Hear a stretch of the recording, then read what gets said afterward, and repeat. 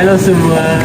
Hai, okey, mari kita lihat apakah seni bina tamadun Cina yang terdapat di Malaysia yang dapat membantu untuk menjana ekonomi dari sudut pelancongan. Jom. Isu semasa berkenaan seni bina tamadun Cina dari sektor pelancongan. Isu pertama, disebabkan pandemik COVID-19 yang menular di Malaysia sejak tahun lepas, bilangan pengunjung semakin sedikit. Ramai pelancong terdiri daripada pelancong lokal dan pelancong dari luar negara sangat sedikit. Tempat-tempat seni bina tamadun Cina mengharapkan pengunjung yang ramai bagi memeriahkan dan meningkatkan hasil pendapatan, terutamanya kepada perniagaan kecil. Hal ini berkait dengan isu seterusnya, iaitu sumber pendapatan yang terhad. Realiti yang terpaksa dihadapi oleh pemilik perniagaan Malaysia adalah mereka harus mengambil langkah untuk memelihara perniagaan sendiri. Hal ini termasuk memecat pekerja dan inisiatif pemberhentian operasi bagi mematuhi perintah kawalan pergerakan. Di situ muncul isu yang ketiga, iaitu penjejasan tempat pelancongan seni bina tamadun Cina kerana kerugian yang dihadapi. Mengikut YB Ustaz Arifin Deraman, sektor pelancongan di seluruh Malaysia menghadapi kerugian pendapatan sebanyak 100 bilion ringgit Malaysia. Disebabkan hal tersebut, di samping kekurangan tenaga kerja, banyak perniagaan terpaksa berhenti beroperasi. Isu yang keempat, walaupun kerajaan sedang membuat pelan pemulihan bagi sektor pelancongan, ia masih susah bagi sektor pelancongan tamadun Cina untuk bangkit semula. Ia akan memakan banyak masa, tenaga dan juga wang bagi memastikan kestabilan ekonomi seperti sebelum kemunculan COVID-19. Akhir sekali, isu kelima iaitu tempat pelancongan seni bina tamadun Cina tidak terjaga. Kebanyakan bangunan seni bina tamadun Cina tua kerana ia telah wujud selama berpuluh dan beratus tahun. Namun, tiada inisiatif yang diambil bagi memelihara tempat-tempat tersebut. Ada juga hiasan seperti tanglong yang sudah berusia dan terkoyak namun masih lagi tergantung. Hal ini amat merisaukan kerana ia boleh menjejaskan daya tarikan tempat pelancongan seni bina tamadun Cina. Dari sudut latar belakang, motif kajian ini adalah untuk meningkatkan minat masyarakat sekeliling untuk mengetahui dengan lebih mendalam tentang tamadun Cina dan perbezaan yang terdapat antara tamadun Cina dan tamadun-tamadun yang lain. Jadi, apakah kisah yang terdapat di sebalik seni bina yang dibina oleh tamadun Cina seterusnya mengaitkan dari sudut pelancongan untuk perjalanan ekonomi? Hai, saya akan membawa kamu meneroka tempat seterusnya, iaitu Kueh Kuan Yin. Dalam Chinese, kita panggil Guan Yin Ting. Kueh Kuan Yin dibina oleh masyarakat Cina Fujian yang membawa dewa dan dewi mereka dari Fujian pada tahun 1892, dan kuih ini merupakan kuih Cina tertua di Bandar Kelang. Pada tahun 1910 September 11, Majlis Pembandaran Kelang mengarahkan Kueh Kuan Yin untuk berpindahkan dari Jalan Keleng Lama ke tempat baru, iaitu Jalan Raya Barat. Pada tahun 2005 hingga tahun 2007, Kueh Kuan Yin diperbaikan dan dibina semula dari sumbangan Datuk Lim Kim Yew dan derma orang awam. Scientific Temple atau dikenali sebagai Wukong San Temple mempunyai ukiran menarik yang tersendiri seperti replika lipan yang terletak pada tengah-tengah untuk menunjukkan kisah antara ibu dan anak. Seterusnya, kita boleh lihat patung Buddha tertawa yang memberi simbolik kebahagiaan, kesyukuran dan kesejahteraan. Di sini terdapat sebuah pavilion yang didedikasikan untuk Guandi dan sebuah patung katak emas dengan koin di mulutnya yang dipercayai melindungi kekayaan dan melindungi dari nasib buruk. Pembinaan katak emas ini adalah pada 29 Januari 2001 untuk membawa keharmonian kepada para pengunjung dan penganut di Wukong San. Kami juga turut mengunjungi Petaling Street. Ramai orang masih tidak mengetahui sejarah pembukaan kawasan perniagaan itu yang dilihat agak menarik. Petaling Street dikatakan sudah wujud lebih daripada 100 tahun yang lalu dan dibangunkan oleh kaum Cina yang menduduki Kuala Lumpur, menyebabkan digelar Chinatown atau Pekan Cina. Mengikut sejarah, Petaling Street adalah kawasan penempatan kaum Cina ketika zaman kolonial British. Terdapat dua penjelasan berbeza berkenaan nama Petaling Street. Yang pertama ialah dikaitkan dengan satu gunung dikenali sebagai Chan Shih Shu Yuan Temple yang bermaksud Petaling Hill. Yang kedua ialah Petaling ialah nama sebuah buku.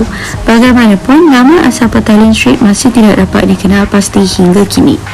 5 kapitan Cina dikatakan memainkan peranan penting memajukan Petaling Street hingga menjadi pusat perniagaan utama, iaitu Kapitan Hugh Siu, Kapitan Leung Yim Kong, Kapitan Ahlai, Kapitan Yap Ah Shak dan Kapitan Kwang Seng.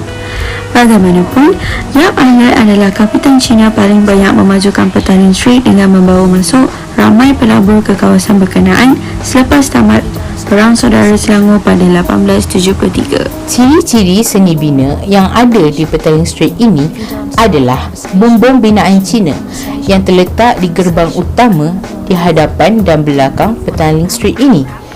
Ciri utama binaan Cina dapat dilihat dari pelbagai segi. Antaranya yang paling jelas ialah keinginan membuat binaan yang berharmoni dengan alam semesta.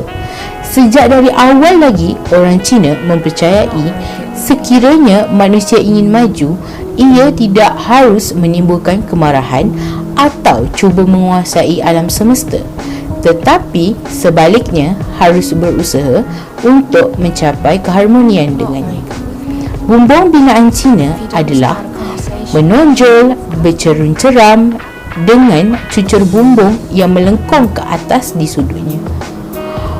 Pilo Signo Paifang, iaitu gerbang, pada asalnya dibina untuk tujuan memperingati seseorang berdasarkan merit.